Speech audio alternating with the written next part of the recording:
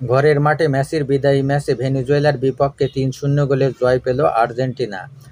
দেশের মাটিতে আর্জেন্টিনার জার্সি গায়ে হয়তো শেষ ম্যাচটা খেলে ফেললেন লিওনেল মেসি। বিশ্বকাপ বাছাইয়ের এই ম্যাচে ভেনেজুয়েলার বিপক্ষে জোড়া গোল করলেন তিনি। আর তাতে তার দল ৩-০ গোলের ব্যবধানে জয় নিয়ে মাঠ ছেড়েছে। মেসির জোড়া গোল ছাড়াও বাকি গোলটি করেছেন লাউতারো মার্টিনেজ।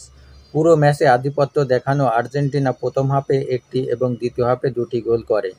প্রথম গোল আসে মেসির পা থেকে। মেসি শুরুর দিকে কিছুটা নিষ্প্রাণ থাকলেও সময় গড়ানোর সাথে সাথে স্বরূপে ফেরেন।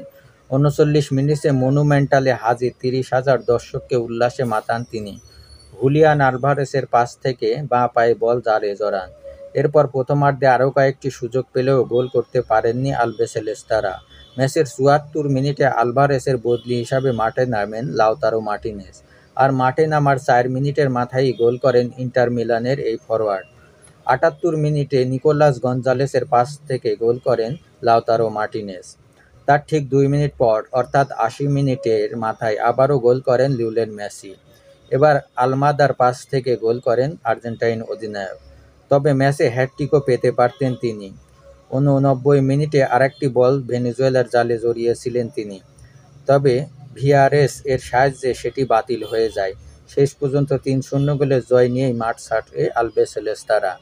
২০ বছর আগে একই স্টেডিয়ামে আর্জেন্টিনার জার্সি গায়ে অভিষেক হয়েছিল লিওনেল মেসির। দিনটি ছিল ২০০৫ সালের ৯ অক্টোবর।